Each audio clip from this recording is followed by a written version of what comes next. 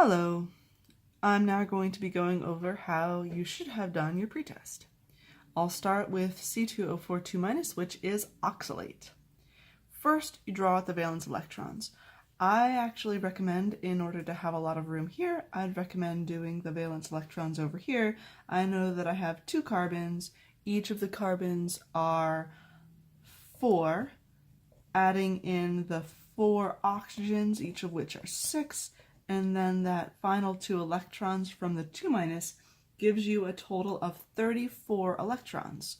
When you look at the number of pairs, you divide 34 by 2 and you get 17. Next, I use that, draw out a generic shape.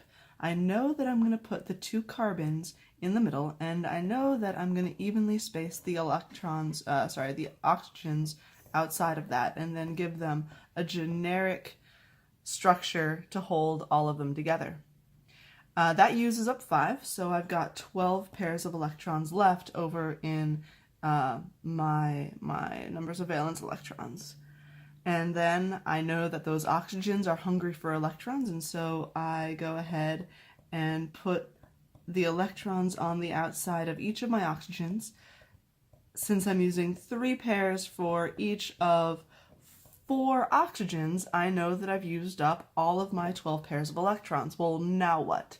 This carbon-carbon bond is still lacking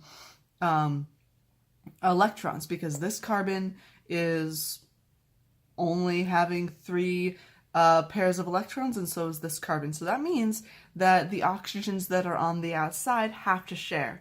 So I'm going to grab some of my electron pairs, move them in the middle, and form double bonds, and then they are no longer on the outside, they're no longer in the valence. So I'm going to move this in also. Usually whenever we move electrons to make double bonds, we're going to do so somewhat symmetrically, meaning that I'm not going to do double bonds from both of these oxygens or both of these oxygens. I'm going to be doing them as far away from each other as possible. And so this is generically our shape. Well, now what about the shape and the angles? Turns out that this is a little bit more complicated because there are 2 main center atoms, which means that there are 2 possibilities for geometries. And in this case, they're both the same. They have 1 center atom and 3 external atoms, which means that they are all trigonal planar, which means that they have a bond angle of 120 degrees. You can draw that out again. There's really not going to be that much of a change, except I'm going to just draw them without the double bonds and without all of the extra lone pairs. And here's all of my oxygens. And I'm going to be putting in that all of these have bond angles of 120 degrees.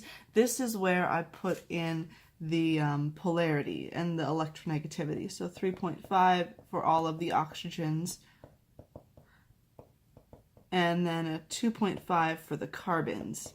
And that means that the electrons are going to be going towards the oxygens all the way around the outside, and that all of the oxygens are negative, and all of the carbons in the middle are positive, and we can subtract the 3.5 minus the 2.5 to give a polar bond, but because the electrons are negative on the outside of that entire molecule, it is going to be a non-polar molecule, because there's no obvious negative side and positive side. It's negative all the way around the outside.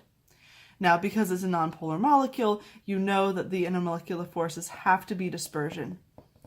If you were to try to draw out another molecule like that, and I don't really give you enough space to do it there, but you could draw out up here, and then another molecule like so, then in order to connect those 2 together, this would be a dispersion force. And that's the first problem. I want to end that by saying that I don't, again, have room to do this here, but since the carbon is not going to share obviously with one of these two oxygens or one of these two oxygens. This actually really should be a resonance structure. And so ideally we would draw this again, and I'll draw it up here, where you have another version of this with this carbon